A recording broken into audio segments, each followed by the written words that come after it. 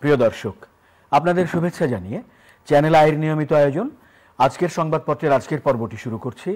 আমি মীর মাসরুর জামান। সংবাদপত্রের শিরোনামগুলোকে ঘিরে চলমান পরিস্থিতি নিয়ে আলোচনার নিয়মিত এই আয়োজনে আজ সম্মানিত অতিথি হয়ে আমাদের সঙ্গে রয়েছেন দৈনিক প্রথম আলোর যুগ্ম সম্পাদক জনাব সোহরাব হাসান। আমরা স্বাগত জানাচ্ছি আপনাকে আমাদের মাঝে। তো দেখে নিই সংবাদপত্রের শিরোনামগুলো, তারপর আলোচনায় যাচ্ছি। বাংলাদেশ প্রতিদিন। বিক্ষোভে উত্তাল যুক্তরাষ্ট্র, ট্রাম্প ইলনের বিভিন্ন পদক্ষেপের প্রতিবাদ। সিইসি নাসির উদ্দিন, নির্বাচনের সব কাজ এগিয়ে যাচ্ছে। দেশের অর্থনীতি স্থিতিশীল, সন্তোষ আইএমএফের। প্রধান উপদেষ্টার কাছে শহীদ পরিবারের প্রত্যাশা।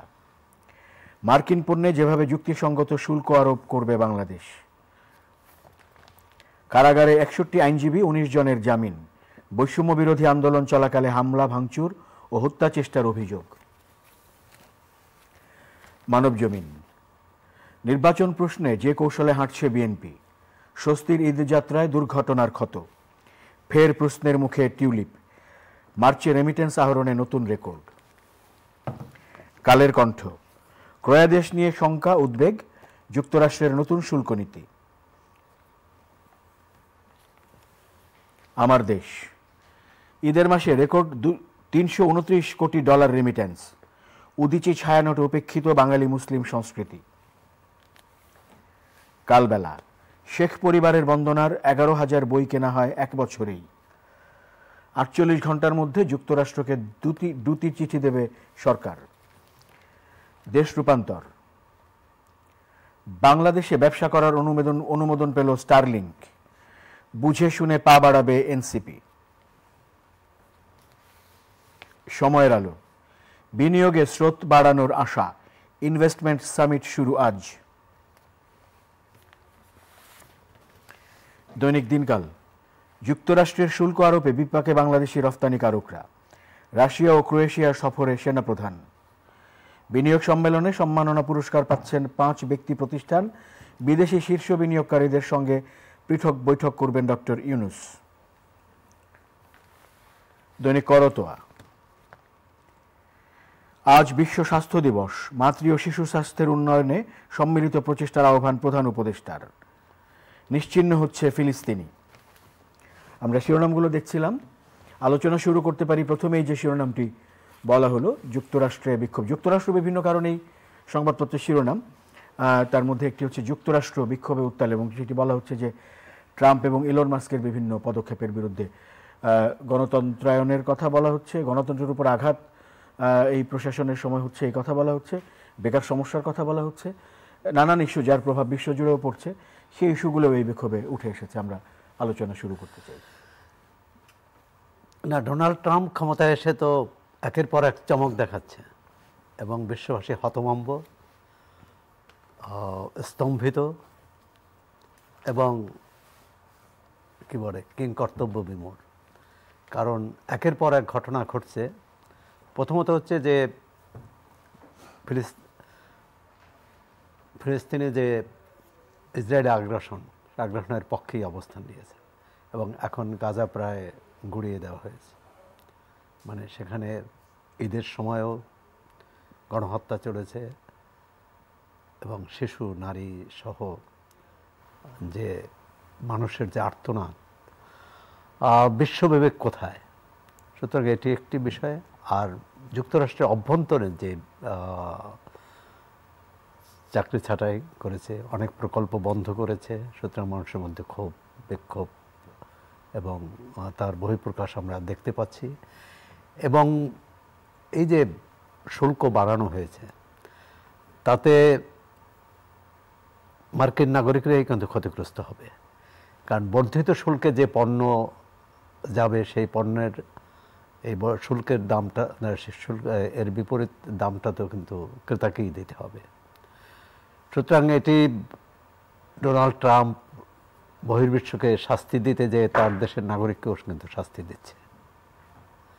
হ্যাঁ, এমন যদি হতো যে এই শুল্ক আরোপ করে যুক্তরাষ্ট্রে তার নিজস্ব সব কিছু স্বয়ংসম্পূর্ণ এবং তারা কোনো আমদানি করতে হবে না, তার যা যা প্রয়োজন সব তারা মেটাতে পারবে। কিন্তু ধরুন তৈরি পোশাক শিল্প, এবং অন্য আরও যে শ্রমঘন যে শিল্প বা এই শিল্প থেকে যেসব পণ্য উৎপাদন হয়, যুক্তরাষ্ট্রে তো এই শ্রমিক পাওয়া যাবে না এত সস্তায়। সুতরাং এটি তৃতীয় বিশ্বের দেশগুলো থেকেই যায়, বাংলাদেশ সহ। এখন ডোনাল্ড ট্রাম্প শুধু নিজের দেশে নয়, সারা বিশ্বকেই একটা হুমকির মুখে ফেলে দিয়েছে, চ্যালেঞ্জের মুখে ফেলে দিয়েছে। কিভাবে করবে, প্রধান উপদেষ্টা জরুরি বৈঠক করেছেন এবং 2-1 দিনের মধ্যেই চিঠি পাঠানোর কথা। তা আমরা আশা করি যে এর একটি যুক্তিসঙ্গত সমাধান আসবে। একটা হচ্ছে যে আমরা যেটা করতে পারি এবং যেটা বৈঠকের সূত্রে আমরা জানলাম যে যুক্তরাষ্ট্র থেকে আমরা যে পণ্য আনি সেক্ষেত্রে যে এখানে 74% কর আছে, আমদানি কর, সেটা কমানো। আর দ্বিতীয় হচ্ছে যে সেখান থেকে পণ্য আমদানি বাড়ানো। কারণ ডোনাল্ড ট্রাম্পের দুটি মানে তার শর্ত।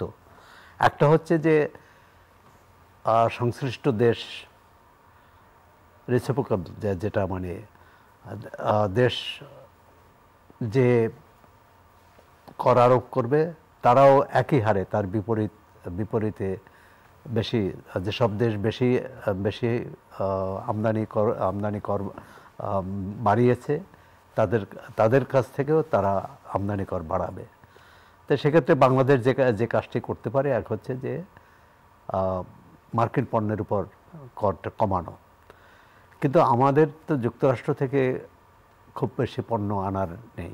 এক হচ্ছে যোগাযোগ, দূরত্ব এবং দাম, পণ্য মূল্য। কারণ এটি তো জনগণ, শিল্প পণ্য বা অন্যান্য আরও কিছু পণ্য যেটা আমাদের অন্যখান থেকে আমরা পাবো না সহজে, সেটি নেব। কিন্তু আমাদের তৈরি পোশাক শিল্পের একটা বড় বাজার যুক্তরাষ্ট্র, এককভাবে বড় বাজার। এরপর ইউরোপীয় ইউনিয়ন। তো এটি চিন্তার বিষয়। এবং এমন সময় যে বাংলাদেশের অর্থনীতি ঘুরে দাঁড়ানোর চেষ্টা করছে, আমাদের বৈদেশিক রপ্তানি আয় বাড়ছে, প্রবাসী আয় বাড়ছে। সুতরাং এই যে রেকর্ড পরিমাণ প্রবাসী আয়, সেটি একটার কারণ কিন্তু এক হচ্ছে হুন্ডিতে টাকা আসা কমেছে, দ্বিতীয় হচ্ছে ঈদের কারণে।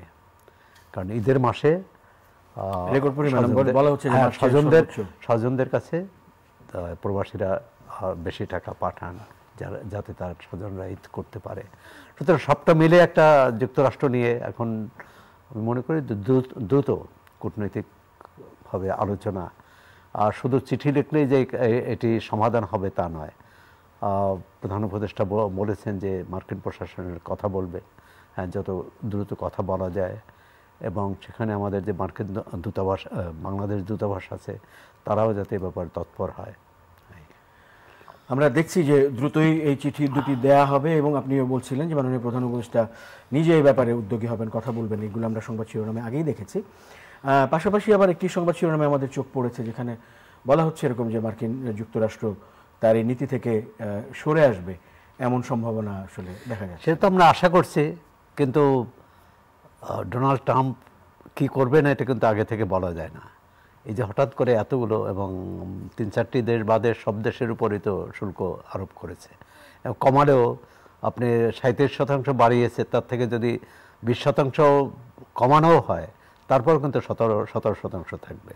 সুতরাং এটি মানে তো আমাদের দুশ্চিন্তার কারণ আছে। যাক, আমরা তারপর আশা করি যে এটি একটা যৌক্তিক সমাধান আসবে।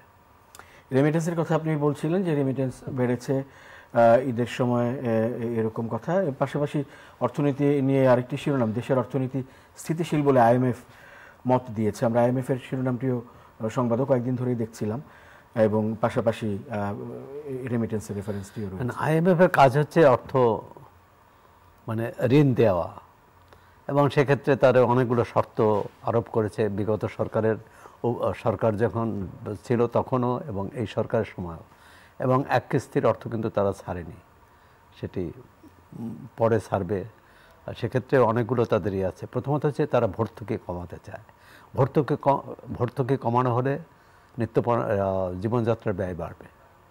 সুতরাং দুদিক থেকেই এটা কিন্তু শাখের করাতের মতো, যে আইএমএফের একদিকে হচ্ছে আইএমএফের ঋণ পাওয়া না পাওয়া, আরেকটি হচ্ছে জনগণের উপর বোঝা চাপানো। তো আমরা মনে করি যে এক্ষেত্রেও সরকারকে জনগণের দুর্ভোগ যাতে না বাড়ে সেটি ব্যাপারে খেয়াল রাখতে হবে। আর আইএমএফ বাংলাদেশের ঋণের ব্যাপারে কিন্তু সুনাম আছে ঋণের পরিশোধের ক্ষেত্রে। সুতরাং আইএমএফ কেন, অন্য আইএমএফ, বিশ্বব্যাংক, এডিবি বাংলাদেশের ঋণ দিয়ে স্বাচ্ছন্দ্যই বোধ করে, তাদের শঙ্কার কোনো কারণ নেই। শিরোনাম আছে কারাগারে 61 আইনজীবী 19 জনের জামিন। আমরা দেখছিলাম উপশিরোনামে যেটি বলা হয়েছে যে বৈষম্য বিরোধী আন্দোলনে হামলা, ভাঙচুর এবং হত্যা চেষ্টার অভিযোগে তাদের বিরুদ্ধে মামলাগুলো হয়েছিল। আচ্ছা, 5 আগস্টের রাজনৈতিক পরিবর্তনের পর, পট পরিবর্তনের পর, অর্থাৎ সাবেক সরকার পতনের পর একটা নৈরাজ্যকর পরিস্থিতি ছিল তখন, এবং অনেক ঘটনা ঘটেছে, আবার ঘটনা ছাড়াও মামলা হয়েছে। আমরা দেখেছি যে 5 আগস্টের আগে যে হত্যা মামলায় যারা আসামি ছিল বিএনপি জামাতের নেতাকর্মীরা, এবং সেই একই হত্যা মামলায় 5 আগস্টের পর আসামি বদল হয়েছে আওয়ামী লীগের নেতাকর্মী বা তাদের সহযোগীদের। এখন কোনো হত্যা মামলায় বা জ্বালাও পোড়াও বা বিক্ষোভ বা সহিংসতার এতজন আইনজীবী ঢাকা বারের, মানে এটা অসম্ভব ব্যাপার যে তারা মিলে এই কাণ্ড ঘটেছে। এখন হচ্ছে যে আমাদের পেশাজীবী সংগঠনেতে পেশাটাকে কিন্তু পেশার যে মর্যাদা এবং পেশার যে নীতি সেটাকে সমুন্নত রাখা উচিত। আমাদের আইনজীবীরা, আমাদের সাংবাদিকরা, আমাদের অন্যান্য পেশার, সেটা চিকিৎসক, প্রকৌশলী, সব পেশার তারা শিক্ষক, তার পেশার প্রতি আনুগত্যের চেয়ে রাজনৈতিক দল বা মতের প্রতি আনুগত্যটা বেশি। এবং সেটি যে 5 আগস্টের পর বন্ধ হয়েছে তা তো না, এখনও তো একই রকম দেখছি। তখন একদল আইনজীবী পালিয়ে বেড়াতেন, সামনে আসতে পারতেন না, তাদের বিরুদ্ধে মামলা দিয়ে হয়রানি করা হতো। আবার এখন অন্য দলকে আপনি দেখুন যে এতজন আইনজীবী তারা মিলে কে সন্ত্রাস করেছে এবং তার এটাকে প্রমাণ আছে। তার মধ্যে 19 জনকে জামিন দিয়েছে এবং তারা আগাম জামিনে ছিলেন, পরবর্তীকালে আত্মসমর্পণ করেছে এবং এই আদালতেরই আইনজীবী। সুতরাং এটি যে কোনো ক্ষেত্রেই বার এবং বেঞ্চের কিন্তু একটা মানে সুসম্পর্ক থাকে, পারস্পরিক আস্থার সম্পর্ক থাকে। হ্যাঁ, কেউ অন্যায় করলে অবশ্যই তার বিরুদ্ধে ব্যবস্থা নেবে। আর জামিন তো তাকে খালাস দেওয়া না, জামিন হচ্ছে সে বাইরে থেকে যাতে আইনি লড়াইটা চালাতে পারে। আর একজন আইনজীবী তো যদি জামিন পান তাহলে কি তিনি পালিয়ে যাবেন? তার সনদ আছে, তার পেশাগত দায়বদ্ধতা আছে। মনে করি যে আদালত অঙ্গন যে 5 আগস্টের পর অস্থিরতা এবং এক ধরনের অস্বাভাবিক পরিবেশ, সেটা কিন্তু এখনও বজায় আছে। এটা যত দ্রুত সম্ভব সুস্থ স্বাভাবিক পরিবেশ ফিরিয়ে আনা, তাহলে মানুষের আস্থা বাড়বে আদালতের প্রতি, বিচার ব্যবস্থার প্রতি। আওয়ামী লীগ আমাদের বিচার ব্যবস্থা নিয়ে অনেক অভিযোগ, গুরুতর অভিযোগ, এবং মানে উপরের নির্দেশে রায় হতো, উপরের নির্দেশে জামিন হতো বা জামিন বাতিল হতো। এখনও সেই অবস্থা কেন চলবে? আমরা তো একটা পরিবর্তন চাই। এই সরকার তো ন্যায় বিচারের অঙ্গীকার করেছে যে প্রতিটি নাগরিক ন্যায় বিচার পাবে। কেউ অন্যায় করলে অবশ্যই বিচার হবে, কিন্তু বিচার অর্থ না তাকে বিচারে আগেই তাকে দণ্ডিত করা বা তাকে সামাজিকভাবে হেয় করা। এই এতজন আইনজীবী তাদেরকে কি বিবেচনায় করা হয়েছে আমরা জানি না। আদালতই ভালো বলতে পারবেন। আমরা আশা করি যে আইন পেশার যে মর্যাদা, সেটি আইনজীবী হিসেবে তাদের রক্ষা করা এবং তারা যাতে সেই পেশার দায়িত্ব পালন করতে পারে, পেশাগত দায়িত্ব পালন করতে পারে। আদালতের কর্তব্য হবে সেই পরিবেশ নিশ্চিত করা। আরেকটি শিরোনাম খুব গুরুত্ব পেয়েছে, আমরা সবগুলো সংবাদপত্রই দেখেছি, এটি উপরের দিকে রয়েছে বিনিয়োগ স্রোত বাড়ানোর আশা, অর্থাৎ ইনভেস্টমেন্ট সামিট যেটি শুরু হচ্ছে ঢাকায়, এবং এতে বিদেশি বিনিয়োগ অনেক বাড়বে বলে আশা করা হচ্ছে। এই সংবাদ শিরোনামগুলোতে আমরা যেমন দেখতে পাচ্ছি। না, এটা ভালো উদ্যোগ, স্বাগত জানাই। গত 8 মাসে কিন্তু বিনিয়োগ স্থবির অবস্থা চলছে। শুধু বিদেশি না, দেশি বিনিয়োগও অনেক কারখানা বন্ধ হয়ে গেছে। হ্যাঁ, রাজনৈতিক কারণে হতে পারে যে আওয়ামী লীগ সরকারের মন্ত্রী এমপি নেতাদের যে শিল্প কারখানা ছিল তারা এখন পলাতক, সুতরাং সেগুলো বন্ধ হয়ে গেছে। অনেক কারখানা হামলা হয়েছে, পোড়ানো হয়েছে, সুতরাং এটি একটি বিষয়। এখন বিদেশি বিনিয়োগকারীরা, বিশেষ করে বিদেশি বিনিয়োগকারীরা দেখতে চাইবে এখানে বিনিয়োগের পরিবেশ কেমন আছে। একটা হচ্ছে অবকাঠামোগত, একটা হচ্ছে আমলাতান্ত্রিক জটিলতা আছে কি নাই, যদি না থাকে তাহলে সহজ। তারা দেখতে চাইবে যে বিমানবন্দরে নামার পর তার বিনিয়োগের যে অনুকূলে যেসব আনুষ্ঠানিক বা দাপ্তরিক অধিকার বা দাপ্তরিক সুযোগ সুবিধা পাওয়ার কথা সেটা যাতে দ্রুত পায়। আমরা অন স্টপ সার্ভিসের কথা শুনছি, কিন্তু আমরা সংবাদ মাধ্যমে দেখছি যে 30-32টা অফিস পর্যন্ত তাদের যেতে হয়, যে সেখানে বিভিন্ন অফিসে ধর্ণা দিতে হয়। তারপর অবকাঠামোগত সমস্যা তো আছেই। আমরা অনেকগুলো অর্থনৈতিক অঞ্চল করেছি, সেগুলো কিন্তু খুব কম চালু হয়েছে, বাকিগুলো কিন্তু চালু হয়নি। হয়তো কোথাও গ্যাস সংযোগ নেই, কোথাও রাস্তাঘাট নেই, কোথাও অন্য সুবিধা নেই। তো একটা সার্বিক এটা একটা পরিকল্পনার বিষয়। সেই পরিকল্পনা বাস্তবায়নে সততা থাকতে হবে, দক্ষতা থাকতে হবে, আন্তরিকতা থাকতে হবে। হ্যাঁ, একটা দেশি বিদেশি বিনিয়োগকারী আসবেন, তাদেরকে 5 জনকে পুরস্কৃত করা হবে, এটি খুবই ভালো, এসব ইতিবাচক পদক্ষেপ। কিন্তু মূল হচ্ছে যে বিনিয়োগকারী যে আসবে, একটা রাজনৈতিক তারা স্থায়িত্ব দেখতে চাইবে, স্থিতিশীল অবস্থা দেখতে চাইবে, অস্থিরতা থাকবে না এরকম একটা পরিবেশ চাইবে, এবং উত্তেজনা, অস্থিরতা এবং সংঘাত সংঘর্ষপূর্ণ পরিবেশ না থাকে। তা আমরা এখনও দেখি শিল্পাঞ্চলে কিন্তু আগের চেয়ে কমেছে, কিন্তু শ্রমিক অসন্তোষ আছে। শ্রম আইন নিয়ে কিন্তু জনমনে প্রশ্ন আছে।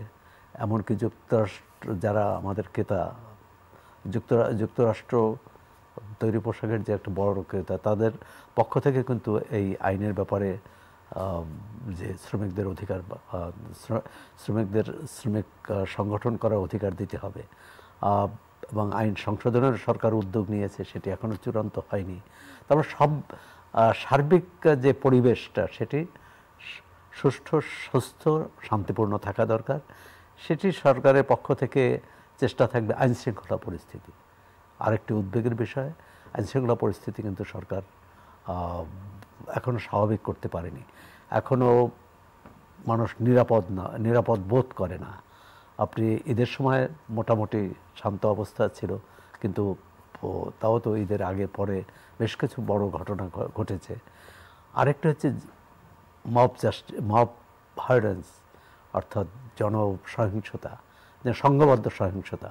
যে কোনো একটা ঘটনা ঘটলো, কারো বাড়িতে হামলা করলো, কারো দোকান দখল করলো, এইসব ঘটনা যাতে না ঘটে, এসব ঘটনা যদি বন্ধ করতে পারে, হ্যাঁ, বিদেশি দেশি সব বিনিয়োগকারী আস্থা পাবে।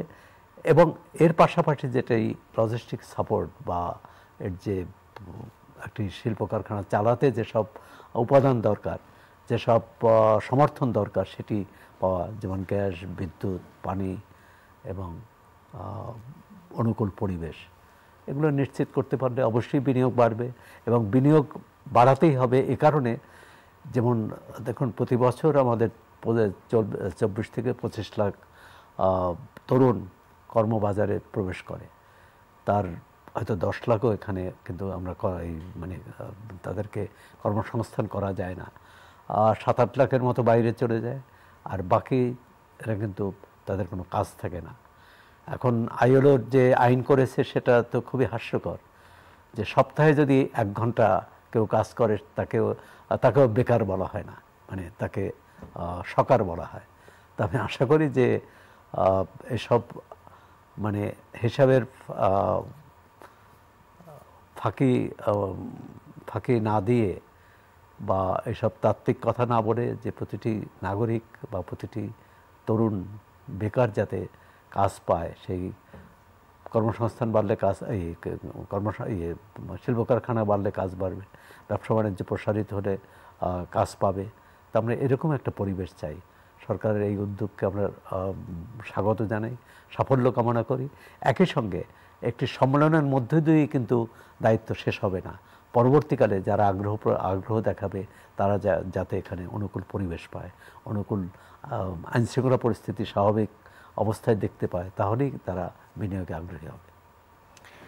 একটি বিষয়, নির্বাচনকে ঘিরে আমরা কয়েক রকম শিরোনাম দেখেছি, সবগুলোই গুরুত্বের সঙ্গে এসেছে। প্রধান নির্বাচন কমিশনারের বরাত দিয়ে একটি শিরোনাম দেখেছি যে নির্বাচনের সব কাজ এগিয়ে যাচ্ছে এমন বলা হয়েছে।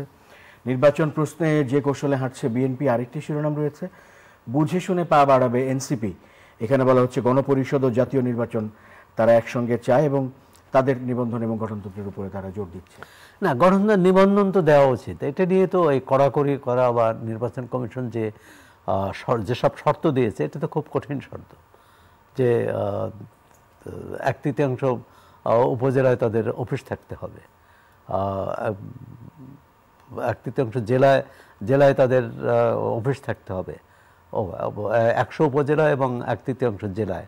তো এটি সবার পক্ষে সম্ভব না। আপনি যখন দলই গঠিত হলো না, বা দল গঠিত হলেও এটি 6 মাসে বা 1 মাসে 1 বছরে এটি করা সম্ভব কিনা।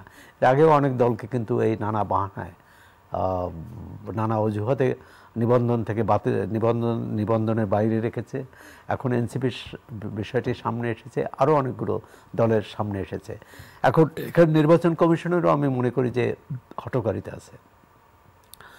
নির্বাচন সংস্কার কমিশন কিছু প্রস্তাব করেছে যে আগে যে নিবন্ধনের যে সব শর্ত ছিল সেগুলো শিথিল করা হোক, তারা সুপারিশ করেছে। কিন্তু এই নির্বাচন কমিশন আগের শর্তেই কিন্তু, মানে 2008-এর যে শর্ত আরোপ করা হয়েছিল কমিশন, সেই শর্তেই রাজনৈতিক দলের নিবন্ধনের কথা বলছে এবং এটা পত্রিকায় বিজ্ঞাপনও দিয়েছে। আমি মনে করি শর্ত শিথিল করা উচিত। কোনো যারা জনসেবা করবে, জনগণের কাছে যাবে, তাদের এত পরীক্ষা নিরীক্ষার কি আছে? তারা যদি কোনো রাষ্ট্রদ্রোহী কাজ করে, তারা যদি কোনো, সেটি সরকার দেখবে। নির্বাচন কমিশনে এত দেখার বিষয় নাই। আর নির্বাচন নিবন্ধন তো এখন যে চালু হয়েছে, এর আগে তো ছিল না। এখন মানে কি 2008-এর, এর আগে তো যে কোনো রাজনৈতিক দল সরকার দল হিসেবেই নির্বাচন করতে পারত। আর দল হিসেবে না করতে পারলে তারা স্বতন্ত্র করবে বা অন্য দলের সাথে যুক্ত হয়ে করবে। এটি নিয়ে খুব পানি ঘোলা করার কোনো প্রয়োজন নেই। যে কাজটি করা উচিত, নির্বাচন কমিশন এই দলগুলোর সাথে বসে তো সিদ্ধান্ত নেই। আর এনসিপি তাদের তো এখন পর্যন্ত তাদের ঘোষণা অনুযায়ী তো অধিকাংশ জেলায় তাদের অফিস আছে এবং তাদের কার্যক্রম আছে, কমিটি আছে। উপজেলা পর্যায়ে হয়তো নেই, সেটি কিভাবে করবে। এবং তাদেরও উচিত অন্য রাজনৈতিক দলগুলোর, প্রতিদিনই আমরা দেখি যে অন্য বিএনপি সহ অন্য দলগুলোর তারা সমালোচনায় যতটা মুখর, নিজেদের ঘর গোছাতে অতটা সক্রিয় নয়। আমার মনে হয় যে ঘর গোছানো দরকার। তারা তো জনগণের কাছে যেতে চায়, ভোট চায়। মানে ঈদের সময় দেখলাম যে পুরনো নতুন সব দল এরা নিজ এলাকায় গিয়েছে, সম্ভাব্য নির্বাচনী এলাকায় গিয়েছে এবং জনগণের কাছে এক ধরনের সমর্থন চেয়েছে, দোয়া চেয়েছে। নির্বাচনে তো একটা হলো যে ভোট চাই সকলের, দোয়া চাই সকলের, ভোট চাই ভোটারের। এখন এই ভোট চাই ভোটাররা যাতে নির্বিঘ্নে নিরাপদে ভোট দিতে পারেন, সেই পরিবেশটা তৈরি করা নির্বাচন কমিশনের দায়িত্ব, সরকারের দায়িত্ব। অনেক অনেক ধন্যবাদ জনাব সোহেল হাসান আজকে আমাদেরকে সময় দেওয়ার জন্য। প্রিয় দর্শক, আপনাদেরও ধন্যবাদ সঙ্গে থাকার জন্য। চ্যানেল আইয়ের নিয়মিত আয়োজন আজকের সংবাদপত্রের আজকের পর্বটি এই পর্যন্তই। ভালো থাকবেন সবাই, শুভরাত্রি।